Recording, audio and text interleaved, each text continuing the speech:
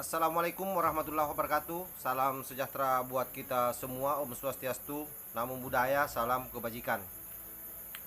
Sahabat-sahabatku se-Nusantara yang saya hormati dan saya muliakan dimanapun juga berada. Banyak memang di antara kita yang rupanya memahami Islam ini secara formalitas yang kebablasan. Entah dari mana belajarnya, sehingga nilai-nilai toleransi itu hilang di dalam dirinya. Padahal salah satu substansi daripada orang beragama adalah bagaimana menumbuhkan toleransi terhadap sesama manusia maupun terhadap pemeluk agama lain.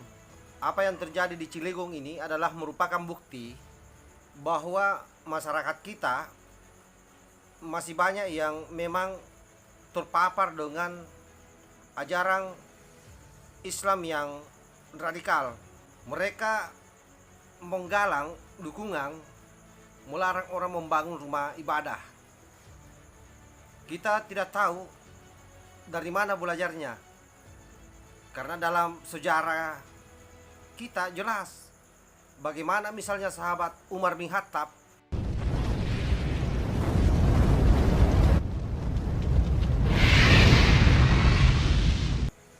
Anda tahu waktu Umar bin Khattab menaklukkan kota Yerusalem,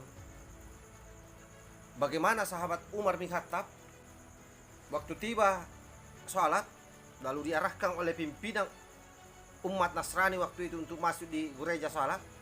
Umar menolak.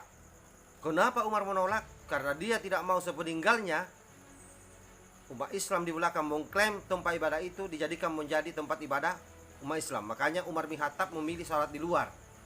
Yang dalam sejarahnya itulah yang menjadi Masjid Umar bin Khattab yang ada di Yerusalem. Anda harus tahu itu. Apa yang mau disampaikan Umar bin Khattab kepada kita semua itu soal toleransi, bahwa kita umat yang mayoritas itu mestinya mengayomi umat yang minoritas.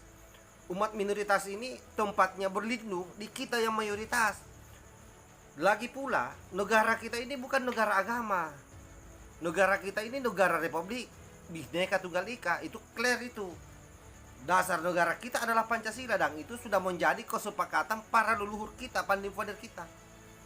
Jadi jangan kalian ini berperilaku kurang ajar dan biadab di negeri yang telah susah payah didirikan oleh moyang kita. Anda harus tahu bahwa yang berjuang menegakkan kemerdekaan kita tidak saja umat muslim. Saya ini muslim, bos. Tetapi tidak boleh karena saya muslim lalu membenci umat agama lain. Tidak boleh.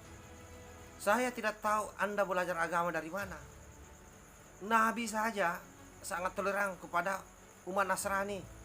Jangankan umat Nasrani, orang kafir pun Nabi masih berbuat baik kepada mereka. Andaikan Nabi tidak berbuat baik kepada mereka, tidak mengayomi mereka, mana mungkin mereka bisa masuk Islam hari ini. Kalian ini selalu berjuang atas nama agama tapi tidak pernah mencontoh keteladanan Nabi. Bagaimana Nabi berdakwah membawa risalah Islam. Jadi saya sarankan belajarlah. Perbanyak baca sejarah. Karena saya kira banyak sejarah di dalam proses islamisasi yang dilakukan oleh Nabi Muhammad dan seluruh sahabat-sahabatnya sampai tabi'in-tabi'innya ke bawah yang mengajarkan toleransi kepada kita.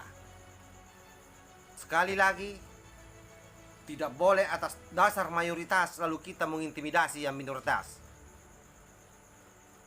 Kita ini negara yang berbhinneka tunggal ika, negara yang diikat oleh dasar negara yang namanya Pancasila, dan itu final.